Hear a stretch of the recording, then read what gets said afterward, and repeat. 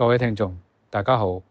今日我想同大家討論一個比較特殊但又常見嘅蟹足腫問題，就係多發性蟹足腫。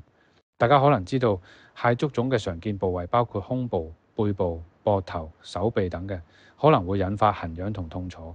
而唔少個案呢，蟹足腫會同時出現喺兩個甚至兩個以上嘅部位，不適感會更加嚴重。呢啲患者嘅蟹足腫通常已經存在咗一段頗長時間，嚴重程度各有不同。到底呢種多發性蟹足腫點樣治療呢？邊個部位嘅蟹足腫應該優先處理呢？對於多發性蟹足腫呢啲情況醫生一般會建議患者先處理對生活或者外觀影響最大，或者經診斷確定為最嚴重嘅蟹足腫。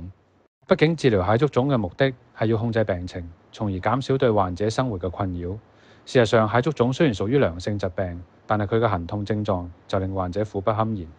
例如有唔少患者就表示，佢哋嘅蟹足腫痕痛難耐，因而出現失眠問題。此外，有啲病情嚴重嘅患者甚至出現皮膚潰爛同埋含膿，令日常生活大受影響。所以優先處理最困擾嘅部位會比較適當。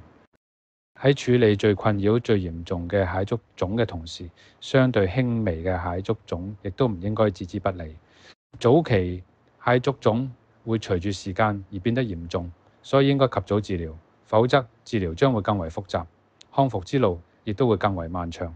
如果因為個人因素或者其他考量而未能一次過治療多個患處，患者可以同醫生坦誠商討，共同制定一個符合實際需要嘅跟進方案。無論如何，如果你患上蟹足腫，切忌消極面對，唔好以為咩治療都係徒勞無功。事實上，臨床證實唔少個案都能夠獲得理想嘅治療效果，令患者可以重拾正常生活。希望今日嘅分享可以為多發性蟹足腫患者帶嚟希望同方向。記住，積極面對及早求醫係解決問題嘅第一步。